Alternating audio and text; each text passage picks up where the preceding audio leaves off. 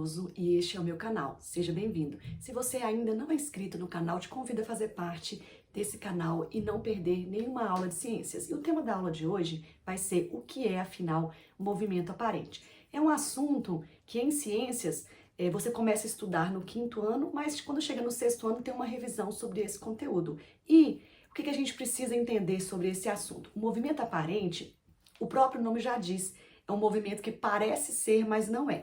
Então, todas as pessoas costumam falar assim, olha, o Sol nasce a leste e se põe a oeste. Isso você aprende desde a educação infantil, né?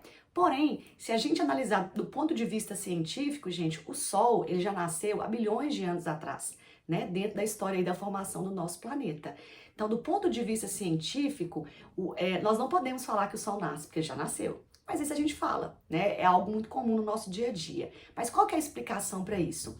Na verdade, a gente tem a impressão que ao longo do dia, o Sol, ele vai descrevendo um caminho sobre a esfera celeste, né? Que seria esse espaço do universo que está acima da nossa cabeça, que a gente consegue ver. Então, por exemplo, se o Sol está nascendo desse lado da sua casa, você vai falar que esse lado é leste. Ao meio-dia, a impressão que você tem é que o Sol estaria acima da sua cabeça, que a gente fala que o Sol está a pino. No final do dia, o Sol estaria do outro lado, que seria o lado oeste ou poente. Então, essa é a impressão que a gente tá. Tanto que o Sol, também como os outros astros, eles descrevem essa trajetória no universo. Mas, na verdade, gente, não é o Sol que se movimenta, não são as outras estrelas. É a Terra que está movimentando em torno de si mesmo, né, num movimento chamado de rotação, que é aquele movimento que a Terra vai girando em torno do seu próprio eixo.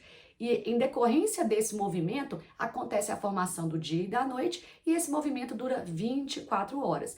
Então, o movimento aparente a gente consegue perceber, por exemplo, no funcionamento de um relógio de sol. Um relógio de sol ele não funciona à noite, nem quando o dia está nublado. Ele precisa da presença do sol para a formação de sombras. E essas sombras elas vão mudando ao longo do dia. Então, é esse comprimento de sombra e essa posição de sombra que vai marcar lá no relógio de sol o horário do dia, por exemplo. E um outro exemplo prático que a gente consegue observar essa movimentação dos astros aí no movimento aparente é quando você vai à praia. Quando você chega à praia, você coloca o guarda-sol num ponto exato lá da areia, você pode até ficar com aquele guarda-sol fixo naquele ponto ali, porém, você vai ter que deslocar, né, de lugar dentro daquele espaço ali, determinado ali por você. Se você não fizer isso, você vai ter que mudar o guarda-sol de lugar. Porque ao longo do dia inteiro, se você ficar na praia o dia inteiro, por exemplo, o Sol vai mudar a posição, né? Então, essa mudança de posição que a gente tem, né, que a gente consegue observar, na verdade, não é o Sol que está mudando de posição, é a Terra que está movimentando. Então, as sombras, elas são formadas em pontos diferentes ao longo do dia e em comprimentos diferentes ao longo do dia também. Então, o movimento aparente dos astros ou o movimento aparente do Sol nada mais é que um movimento de rotação da Terra, né? Um movimento onde a Terra, ela gira em torno do seu próprio eixo, ok? Nós vamos falar também um pouquinho aqui que, como nós já aprendemos, né, a Terra, ela é esférica.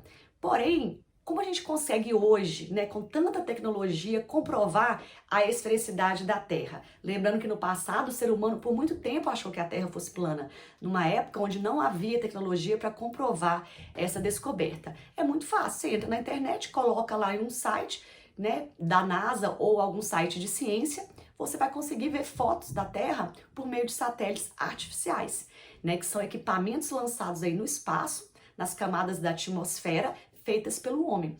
Então, esses satélites, eles têm funções específicas. Alguns vão medir pressão atmosférica, questões relativas à velocidade do vento, à pluviosidade, né, ou até mesmo tirar fotos, né, dos astros aí no espaço. Então, quando você coloca lá na internet e vê a foto, isso é uma comprovação científica. Você vê a foto do nosso planeta, né, por meio de um satélite artificial. É uma comprovação científica da esfericidade da Terra. Mas tem como a gente obter essa informação além dessa questão dos satélites artificiais? Tem sim. Então, vamos imaginar que você é o observador, você está sentado na beira da praia ao longo de um dia.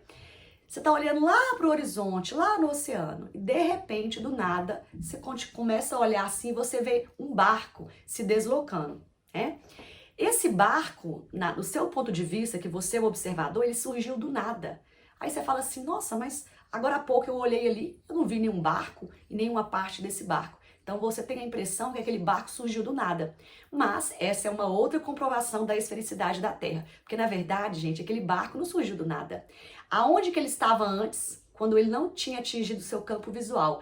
Ele estava na esfericidade da Terra, ou seja, na curvatura da Terra. Vou deixar uma foto aqui no cantinho para vocês verem. Então, do nada ele aparece. Por que do nada ele aparece? Porque ele está fazendo esse movimento, né? Ele atingiu aí a curvatura da Terra. A mesma coisa quando esse barco vai embora, está se deslocando. Do nada ele some.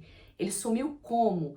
Devido à curvatura da Terra. Então, essa é uma outra comprovação da esfericidade do nosso planeta. E a terceira comprovação que a gente pode falar é observar as fases da Lua, né? Principalmente na Lua minguante, a gente consegue ver que essa Lua minguante, ela tem uma curva, né? Ela é curvilínea.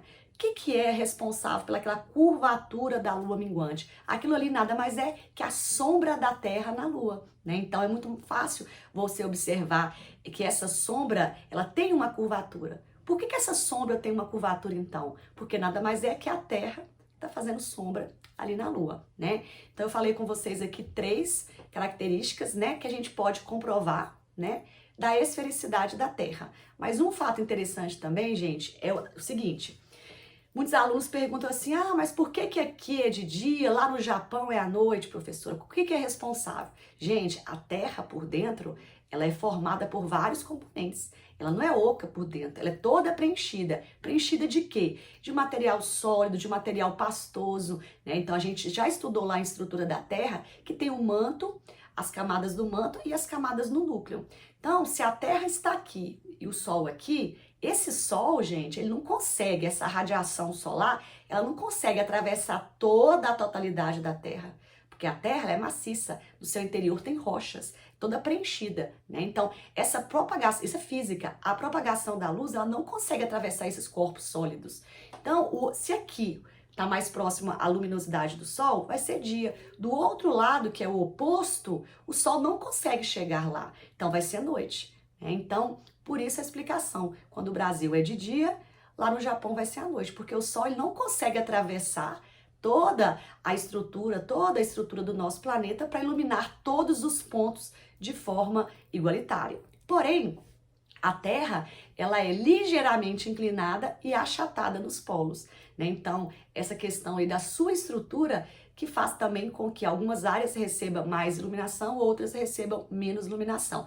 Eu costumo falar com os meninos que as áreas polares, elas são regiões mais frias do nosso planeta, é como se aquela distância ali, né, dessa região polar, que é maior que a distância da linha do Equador em relação ao Sol, então, por ser mais distante, a luz demora mais a chegar lá, a luz do Sol. Então, são regiões mais frias do nosso planeta.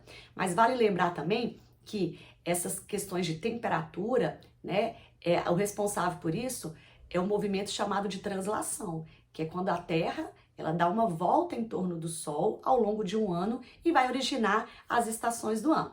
Bom, hoje foi o tema da nossa aula, espero que você tenha gostado. Se você gostou desse vídeo, não esqueça de deixar um like e se inscrever no meu canal. Beijo para vocês, fiquem com Deus e até a próxima aula. Tchau!